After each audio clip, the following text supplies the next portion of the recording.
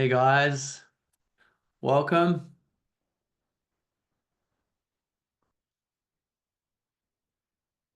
Welcome. We'll just give it another minute or so before we kick off. Hopefully everyone's got a coffee or equivalent.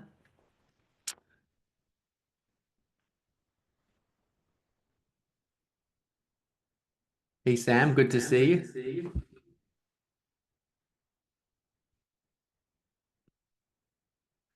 We've also got a Q&A so you can put any questions in there for us as well as we go through. We've got the team monitoring that for the whole webinar.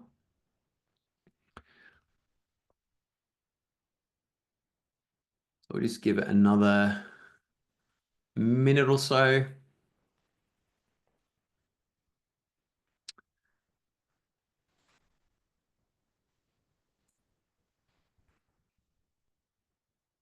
Where's everyone joining in from today? I know Sam, you're down in Melbs, but where's everyone else calling from?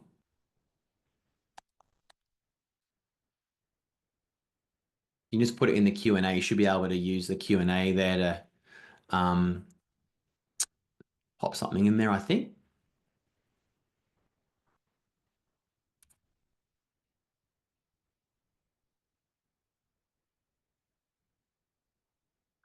Cool. Welcome everyone. Just giving everyone another few seconds to join.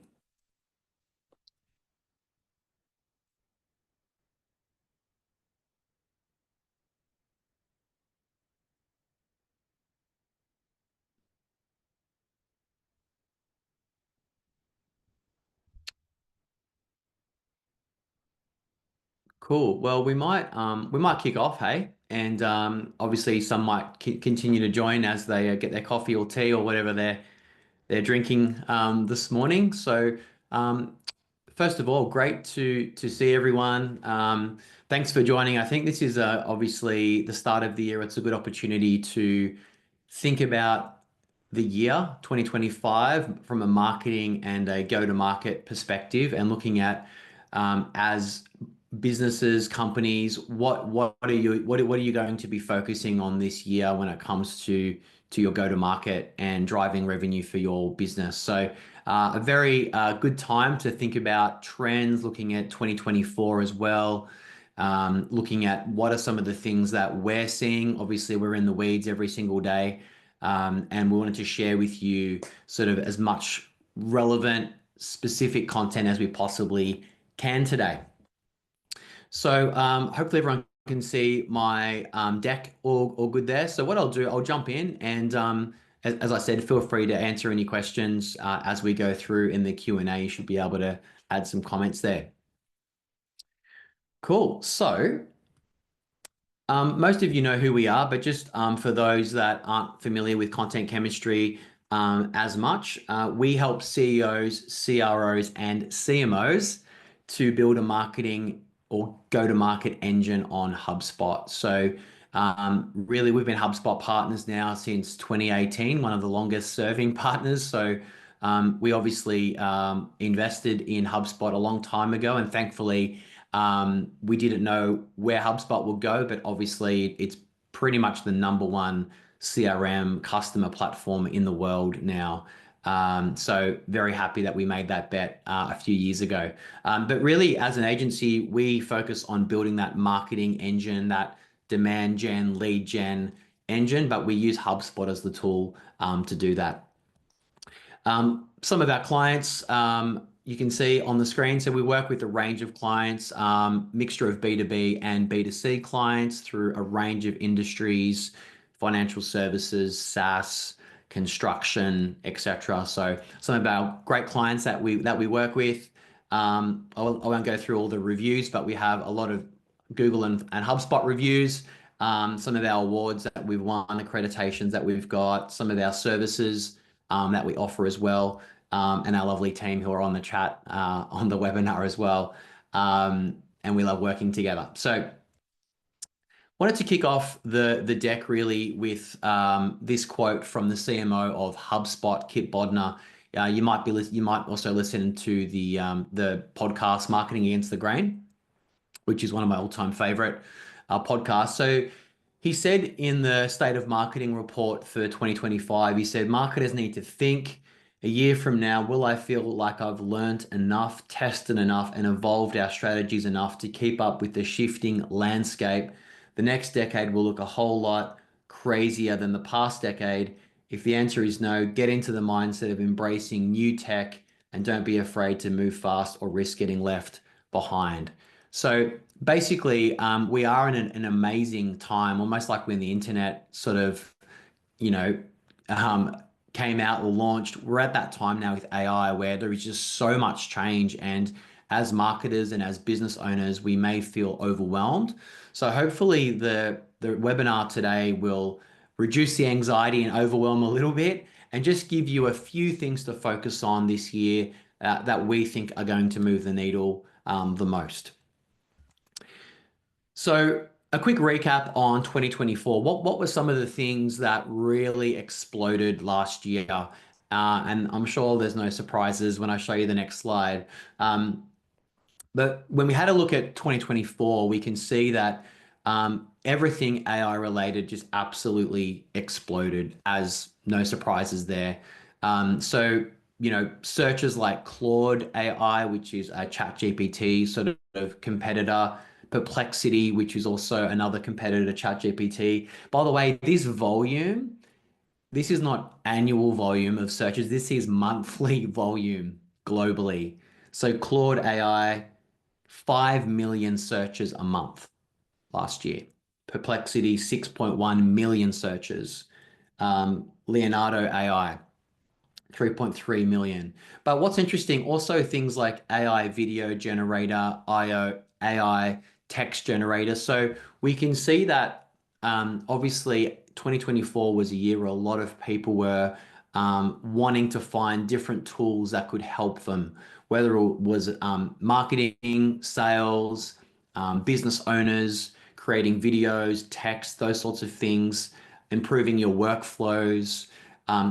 They were the things that were obviously exploding 2024. But then on top of that, we can see also a bit of a move more to social. So TikTok ads, 368,000 searches a month, 2024. And also YouTube ads as well was trending last year as well. So again, this is a little bit of a spoiler alert, but we'll look at as one of the trends we'll discuss. We can really see the move to social media platforms like TikTok, like YouTube, like LinkedIn, as a place to grow your brand awareness. So yeah, interesting that that was supported by data last year. So we're looking at 8 trends in this webinar. So it is the state of marketing and go to market for this year. So wanted to really focus on what are the biggest 8 trends for you as a marketer, as a sales leader, or as a CEO that you can focus on for this year. So the number one trend is focusing on brand. Now, for those that have been in marketing for a long time, it was all about brand, 10, 20 years ago, but probably in the last, 10 plus years, we've all been focusing a lot more on lead gen performance marketing, where we have a very clear attribution, Google ads or LinkedIn ads or Meta ads, click, cost per lead. We can attribute the click to the lead and then hopefully to the customer or client. The reality is now that things have changed. And I'll just show you the next slide here. The report by HubSpot indicates that a lot of businesses now are really going to be focusing on brand in 2025, where typically, especially for B2B businesses, they were barely giving any budget to brand awareness in 2024. So really the split now is to invest a lot more in brand for 2025 versus just like lead gen and performance marketing type advertising. So one of the points that we wanted to highlight is that really, instead of focusing on what's driving website traffic, of course that's important, but it's really focusing on attention. How can we scale attention? things that can help like that. Like there's a couple of examples here of HubSpot running some outdoor media, some billboards at a marathon last year. And I'll show you an example in a second of some other things that HubSpot have done. But really focus on what are some things as a brand that you can do to actually improve that awareness. So podcasts, social media, doing more video content, those sorts of things are really influential to people. This was an interesting stat from Edison. They did some research and said that 46% of weekly podcast listeners have purchased a product or service after hearing about it on a podcast. So it just shows you the power of that like personable, authentic podcast as a channel, how powerful that can be for brand and for driving revenue. Case in point with HubSpot, some of you may recall in 2021, HubSpot paid 27 US million dollars to acquire The Hustle.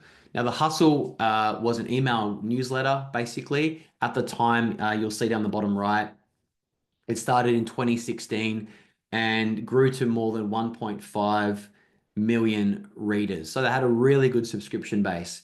Now, this is, if you look at Dharmesh, who's the co-founder of HubSpot, this is a quote on Twitter, X. He said at the time, this is 2020, so middle of COVID, modern media companies have a software company embedded inside.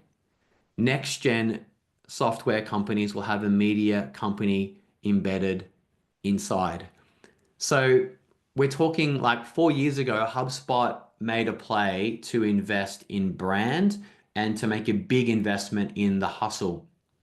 This was a couple of quotes from the HubSpot press release. They said, the VP of marketing, Kieran Flanagan, said, the battle for customer attention has never been so fierce. We've seen an explosion of brands using online channels to promote their services and products. The problem with this model is that you're not only battling other competitors for that attention, you're competing against every other site that publishes informative videos, trends, educational content, and serves the needs of their audiences. So I won't read the whole quote from the press release there, but you can just have a bit of a flick through. Essentially, HubSpot was driving a lot of brand awareness and leads through their blog, through their academy, YouTube, etc., newsletters, but they realized that they needed to do even more to scale that attention, and that's one of the reasons they acquired The Hustle. So they were ahead of the game as they normally are, HubSpot, but it's a good point. Not that we can go and acquire, you know, The Hustle or that spend that kind of money, but the point is, what are we doing? What can we do on a micro scale to grow and increase our brand awareness? And that's where we're talking about things like podcasts, webinars like this, doing video content, and also, yeah, showing up on social media on a consistent basis as well. So yeah, interesting little case study from HubSpot. What's the second trend we wanted to discuss? Well, it's about creating authentic personality-led content. What do we mean by that? Well, this was a bit of a research by Neil Patel. Some of you know him as one of the OGs of digital marketing. So they did a study of 68 websites, 744 articles. And what they did is a bit of an A/B test. Half of them were AI generated and half of them were human generated. So after 5 months, they let them run for quite a while. After 5 months, they saw the human generated content get 5.4 times more traffic, organic search, than the AI generated content. So that's a pretty big sample size. These guys, it was a big test. So what does that actually show? It shows that human content always wins. Now, we're not saying that we can't use AI to help us to create content, to analyze research and data and so forth. But when it comes to content today, and we see just how generic so much content is because everyone's just pumping it into ChatGPT and it just spits out the same thing.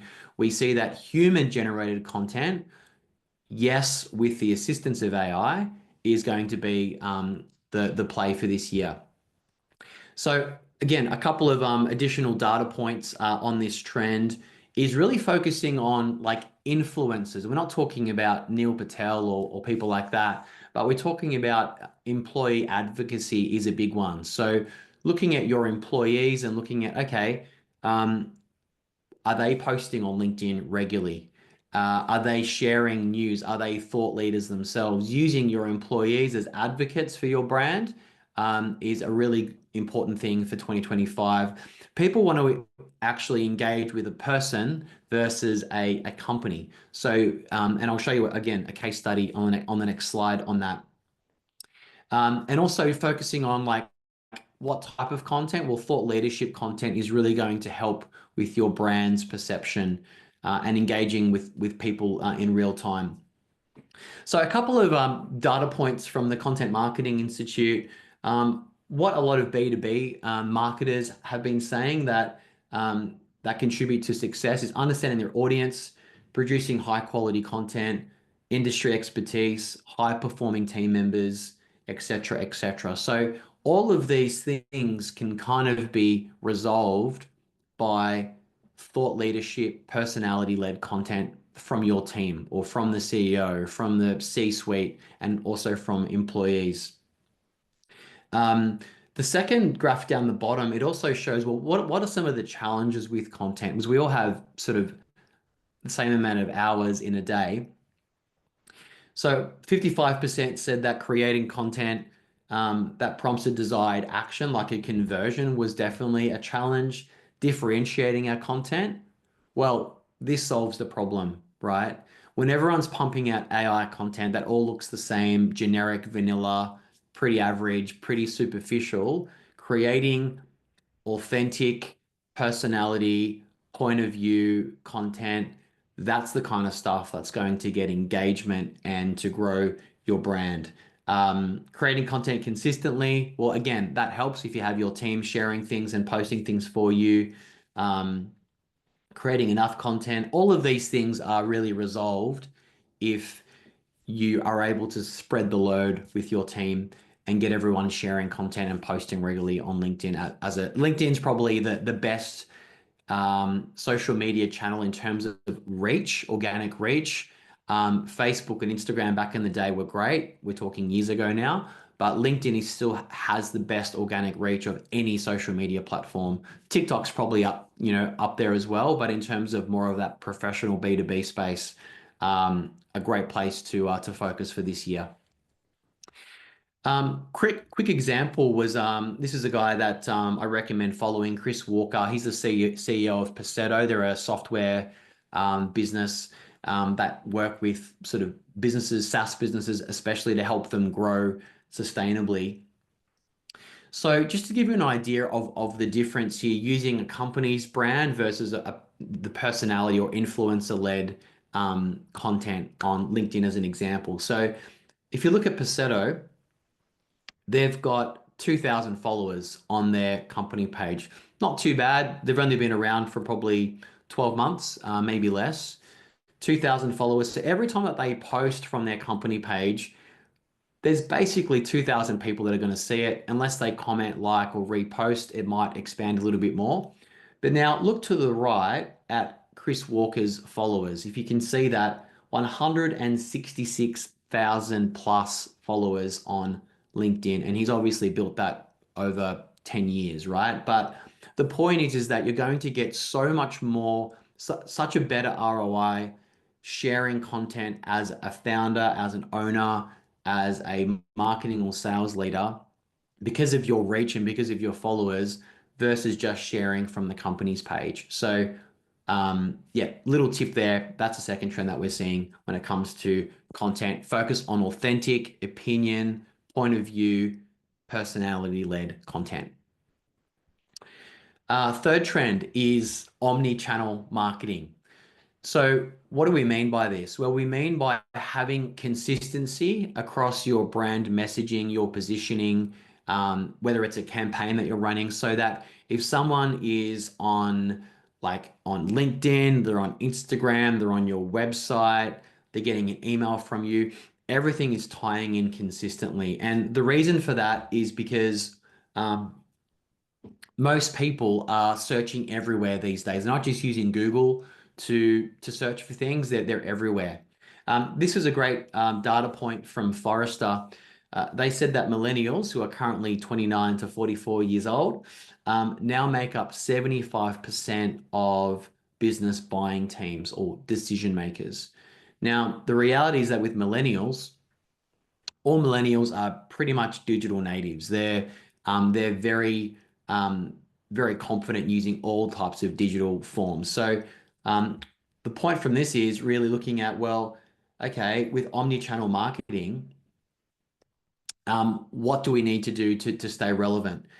So this was a pullout from the State of Marketing report from HubSpot. We can see they got some data from thousands of different businesses and marketers, and really from the B2B space, we can see that sort of LinkedIn has really sort of LinkedIn, YouTube, and Instagram are probably the top three social channels for B2B marketers in 2025, where they want to make sure that their brand is consistent. When it comes to B2C, we can still see Facebook, Instagram, and we can also see now like TikTok is sort of, trending a little bit more as well. But the point is that we really need to be everywhere in 2025. It's not just about being on Google Ads or just being on LinkedIn. The reality is that people are searching everywhere. So it used to be search engine optimization. Now it's being rebadged as search everywhere optimization. The reality is that people are searching for things on TikTok, on Instagram, on Google, ChatGPT, Claude, Perplexity, all of the different AI tools as well. So really, it ties back to that brand piece. We need to make sure that our brand, our messaging is really everywhere. Now, that can be a bit overwhelming as well, but just focus on it might just be two or three channels that make the most sense for your business. So I feel like, for example, like for a B2B business, LinkedIn is an absolute no-brainer, right? And also YouTube is a great place to build that that social proof, etc. When it comes to B2C, probably thinking a bit more about, yeah, still Facebook, Instagram, TikTok, and possibly YouTube as well. But just focusing on like, what are those 2 to 3 channels that make the most sense? And you'll see some data there from the Content Marketing Institute. It talks about where are B2B marketers focusing their investments in 2025.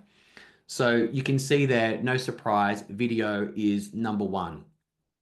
Again, we're going to touch on video in a second specifically, but videos, thought leadership content, we're talking about AI for content optimization, performance, fair enough. Paid advertising is still part of the package.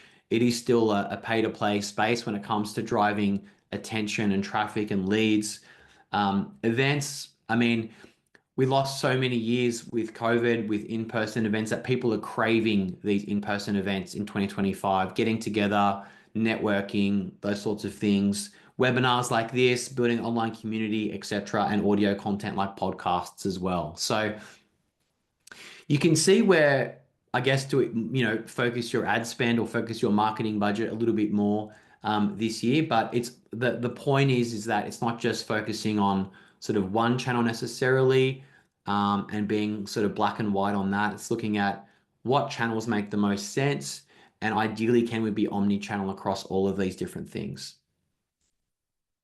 Um, yeah, some of the things that we've spoken about. One of the things I forgot to mention is the AI search grader as well. So this is a cool tool from HubSpot where you can actually put in your brand, your domain, and it gives you a bit of a rating on how does your brand appear across all the different AI LLMs, and it gives you some little interesting things that you can do to fix that and work on your brand. This is what it looks like. It's hubspot.com/AI search grader. Check it out. It's really good. It looks at, yeah, ChatGPT and Perplexity are the two that it focuses on to get a bit of a feel of what's your brand like in the AI world from the LLM. Okay, so I said that we touch on video, and really the trend number 4, guys, is short form video. So you've probably seen an explosion of short form video. Obviously, it started off with like, stories and reels on Instagram and Facebook. YouTube Shorts are taking off and so popular now, and also LinkedIn video as well. So doing sort of short form and particularly vertical video is really kind of where it's at this year. You can even see now Instagram have changed like the grid to be more vertical. You can see YouTube Shorts, Reels, LinkedIn video works great vertical as well. So that's really one of the big trends um, this year. And again, it kind of ties back to that whole point about having authentic personality-led content, right? Because decision makers today, they prefer that kind of content. That's why podcasts are just taking off because they want to listen and spend their time with people that they trust. They feel like they get to know them like a friend. And particularly video, because it's visual storytelling, is obviously overtaking just text heavy content, which was like blog posts and things like that, which is still important, especially from an SEO perspective. But yeah, video content is also, hugely important. So you can see here as well, this is from the HubSpot State of Marketing report, which formats are marketers investing in 2025. We can see short form video, both B2B and B2C, images, interviews, etc. So they're sort of the things to blog posts are still there. That's still important for SEO. Remember that Google and AI are basically giant bots that are crawling code on your website. So text is still important. And actually, ChatGPT uses a lot of results from Bing as to feed their AI engine as well. So SEO is not dead. We'll have a separate webinar on AI and SEO shortly, but yeah, still investing in blogs and things like that. But yeah, looking at what some short form video, some YouTube shorts, some LinkedIn video to create that authentic personality led content in 2025. Trend five is doing more with less. So what do we mean by that? Well, we can see here, this is from the Content Marketing Institute, that a lot of marketers are struggling, I'm sure like you, with limited budget, lack of internal resources. They're struggling with producing enough content, the right content, personalization, audiences, lack of executive support, 17%. So these are all the pressures that marketers are facing in 2025. Now, the good news is that AI is amazing at saving time and creating efficiencies, 100%. So things like AI agents, operators, all of these things are coming out and we're testing them at the moment, are great for those things. Also, like, things like creating multimodal marketing campaigns using AI can save a great deal of time. For example, HubSpot in their content hub have got a thing called Content Remix, which is a really cool tool. You basically feed it content and it creates multiple blogs and social media posts all from the same piece of content. So that saves a lot of time. And really a trend that we're seeing is that marketing and go-to-market teams will probably get leaner in 2025, especially if they're like a larger organization, enterprise or mid-market, we're talking here. Most of you guys are probably part of smaller marketing teams, but there's a lot of bloat when it comes to big marketing teams, which means that they typically can't make decisions quickly. There's a lot of bureaucracy and red tape, etc. So things are moving so fast that really we need to make decisions quicker. And that's where probably leaner teams will be something that we're seeing this year as well. Trend number 6 is optimizing your tech stack. And yes, this is a shameless plug for HubSpot. No, just kidding. It's actually, whether it's HubSpot or whether it's Salesforce or whatever CRM you're using, the reality is that if you don't have the basics in place, if you don't have a CRM that's optimized, if you don't have reports and dashboards, if you don't have automation in place, you're going to be in a whole world of pain in 2025. So using a customer platform like HubSpot obviously is AI powered. It just makes a massive difference to what you can achieve as a lean team. So this is again from the Content Marketing Institute, looking at what are some of the essential capabilities that are missing from most B2B marketers' tech stacks. The top of the list is lead nurturing. Most marketers are saying that they basically have no automated lead nurturing happening. This is 101 basic stuff, isn't it? But it's amazing how things happen and these things aren't being done. So leads are coming in, they're not being nurtured properly, and they're going cold. So we don't want that to happen. What's the second sort of thing that's holding them back? Streamlining marketing data management and reporting. Again, basic stuff.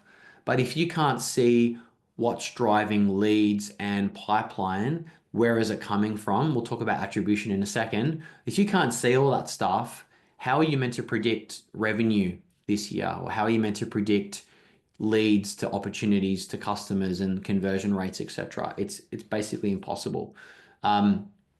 Data-driven decision-making capabilities as well. That's where a customer platform like HubSpot makes a big difference.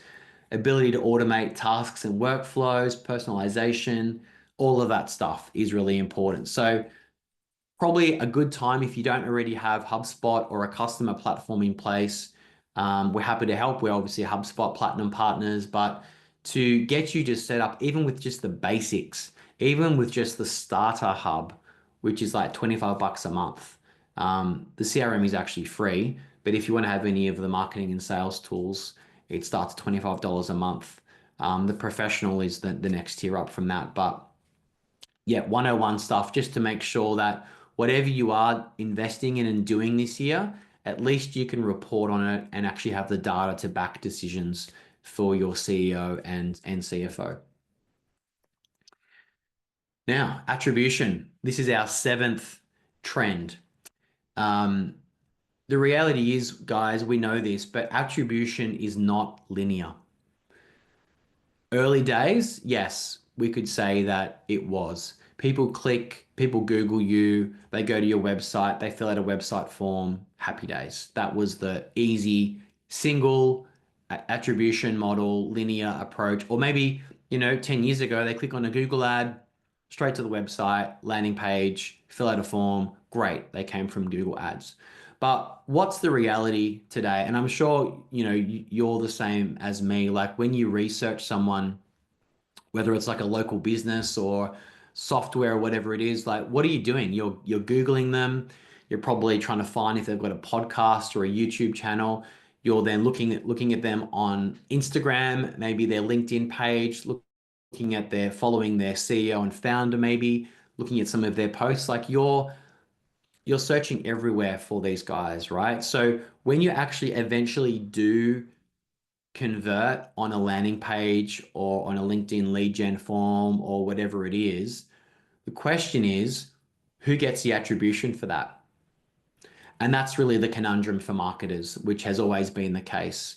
Now, single touch attribution is the most, basic approach where it's usually first touch or last touch.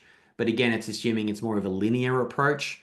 Then you have multi-touch attribution, which gives different weighting and credit to different points of the customer journey. But guys, the reality is, like as I just said, this is what attribution looks like in 2025. Down the bottom there, you'll see they're essentially like anonymous for a very long time. Seeing ads, reading testimonials, maybe getting a marketing email, registering for a webinar, following you on Twitter, visiting the blog, etc., etc. So how are you meant to track all this stuff? Well, the short answer is you've got to just do your best at the end of the day. But one thing that we've been encouraging our clients to do is you've got your software attribution, like HubSpot, for example, where it usually has the original source or the first touch attribution. So when did they first convert? Where did that come from? Was it paid social, organic search, direct, whatever? Okay, that's great as a data point, but is it accurate? Well, this is what we're really encouraging this year. And this is Refine Labs, a bit of a case study.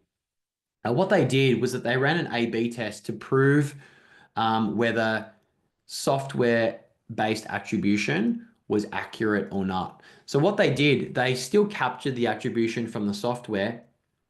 So they tested, I think it was, yeah, 128 leads as part of the test. But what they did on their website form, they added a free text box. How did you hear about us? Good old fashioned, how did you hear about us on their website form? And it was a required field. It wasn't a drop down, it was a free text box. And what they wanted to do was to test whether or not what, say, HubSpot or Salesforce was saying. So in this case, for example, 72% of the leads, these were high intent leads like booking demos and things like that. The CRM gave 72% attribution of all of those to that they came for organic search or direct. Okay. So if you're a marketer, you're thinking, great, our organic search, our SEO is working brilliantly. Let's keep investing in that. And sure, it obviously is part of the omni-channel approach. But when they actually looked at the self-reported attribution that people actually literally typed in text where they first heard about them, it was amazing. It showed that 82% of leads actually came from their social media, from LinkedIn, from following their podcast, word of mouth, communities, etc. That's how they first heard of Refine Labs. So it shows that attribution is not linear. So when it comes to marketing and looking at investing for 2025, it is one of those things, right, where you do need to be omni-channel, but the point is that it isn't a single linear attribution anymore. You can't just say, oh, if we invest 50 grand in Google ads, we're going to get 300 grand. Well, yeah, it's going to influence different things, of course, but it's a much bigger picture than that. It isn't a linear approach. So a little like pro tip is to add a how did you hear about us on all of your hubs, all of your website forms, landing pages, etc. Make it a free text box, and that will really reveal, and it'll be able to match against your original source from HubSpot or whichever CRM that you're using as well. So that was, yeah, really an amazing little case study that really shows the point there. Now, the final trend, guys, is moving away from having separate departments, having marketing and sales, having friction between the two, or even going even more granular than that, having like an inbound team, having an outbound team, SDRs, BDRs, they're a separate team, having marketers a separate team. The trend we're seeing this year, and you've probably heard of the GTM go to market, is just having one go to market team. And what is the entire goal of that team is not just to drive leads for the business, but it's to drive revenue and pipeline. So what are we talking about here? Well, essentially, up until recently now, like most companies are still divvying up their marketing and sales teams. Maybe they're breaking it down. This is more from a B2B perspective, but yeah, they might have like an SDR or a BDR team, a sales team. They might have a lead gen or a demand gen team, ABM team, someone running events, and they kind of split the budget based on that. And they look at the attribution of which kind of department or channel is driving the most revenue. Well, the reality is that who cares? It's all about going, okay, as a go-to-market team, what can we do to drive the most pipeline for the business, the most revenue? So that's where the attribution kind of is part of it as well. But looking at, focusing more as one team, which just takes the friction out of things as well. Marketing and sales, sometimes there can be a little bit of like friction between the two. But looking at if you just have one team and their goal is primarily, so pipeline generation, right, is focusing on what's the revenue that we can, what pipeline of revenue can we create each month or each quarter, so that the sales team can sort of take that over and close that deal. So GTM is like, right, like focusing on driving that pipeline, that pipeline generation, handing that over to sales, but looking at the full funnel, not just looking at leads and MQLs, but looking at the whole funnel, right from the lead, MQL, SQL if you're using sales qualified leads, opportunity, which are deals, and then to customers at the end. So tracking the whole funnel is just a much better approach in 2025. You're going to save costs. It's more lean. Some businesses are calling it like the revenue team or the CRO kind of looks after this. The CRO and the GTM is kind of the same thing, but it's focusing on all bound versus just inbound and outbound. And yeah, pipeline generation is like a new term that I know that at Content Chemistry we're going to be focusing on a little bit more because at the end of the day, if you're not generating pipeline for your business or as an agency, if we're not generating pipeline for our clients, we're not doing our job because leads are one thing, but we want to be generating meetings and deals for our clients. That's what pipeline is all about. So yeah, that's just the final trend um, for 2025. So final little quote here to share with you. So this is from Kieran Flanagan. He's the Senior Vice President of Marketing at HubSpot. He also co-hosts the Marketing Against the Grain, which is I'm a massive fan of that podcast. Um, he says, as marketers, we have an unprecedented opportunity to be smarter, more efficient, and more human in how we connect with our audiences. The tools are here, and the possibilities for creativity are endless. So again, a great reminder for us of what we can focus on this year. Um, so just the final kind of recap to run through the different trends. So we looked at number one, focusing on brand. We looked at authentic personality slash influencer-led content. The example of Chris Walker was a great one. Omni-channel marketing, short form video, doing more with less, optimizing your tech stack and using a customer platform like HubSpot, attribution, remembering that it's not linear, it's actually multi-touch, it's everywhere. So using self-reported attribution is a way to really get a much closer idea of um, what's driving your marketing and revenue. And really the final trend is that marketing and sales is just get rid of those teams and just focus on a go-to-market team that's focusing on pipeline generation. Then your sales team kind of take over, etc. But when we're talking about SDRs and BDRs, really they're all part of pipeline generation for the sales team. They're all part of booking meetings, demos, and things like that. Um, so yeah, that's the final bit of recap. Love to answer any questions that you've got. I can see we've got one question from, is it Tan in the chat? Um, so typically you're asking, what do you think are the biggest opportunities often missed by marketers? Good question. Look, I think the reality is that a lot of clients that we work with, they're often just not even doing the basics well. So I'm talking about things like content, their website not being optimized for SEO or things like that. So basic things like that are often what we see. For example, even their content strategy, like maybe they're writing thought leadership content and blog posts, etc., but it's never been linked with a keyword or an SEO research behind it. So they're spending all this time on content, but it's actually never going to see the light of day, basically. So we do content audits for our clients, and it's pretty alarming to see how many pages, typically, even for big websites, like 100+ pages, are just not getting any website traffic at all. And the reason is that they haven't really had a content strategy there to drive results and to just be laser focused on what are the keywords that are going to actually move the needle.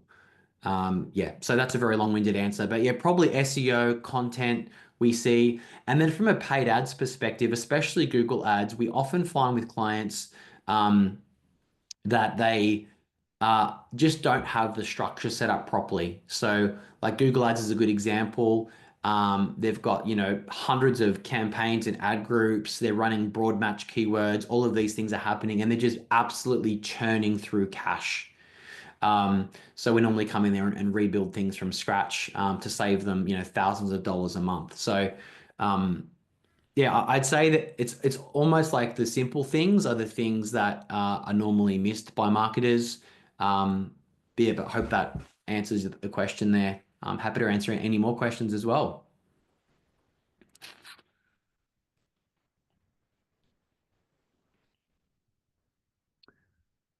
Cool. Any other questions that anyone's got? Happy to answer any more. Otherwise, bit of an early mark today to wrap up a little bit earlier.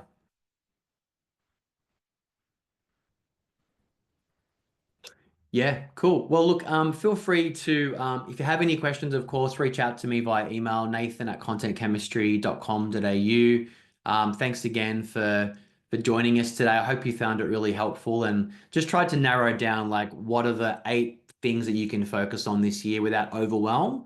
But they're the things that we're definitely focusing on and we see across our clients, across the industry. We follow a lot of different companies, and these are the top trends that we're really focusing and investing in this year. If we can help you with your marketing, if we're not already working with you, again, please drop me an email. We'll visit the website, contentchemistry.com.au. We'd love to help. And otherwise, enjoy the rest of the day. And thanks again for joining, and we'll do another webinar soon. Thanks.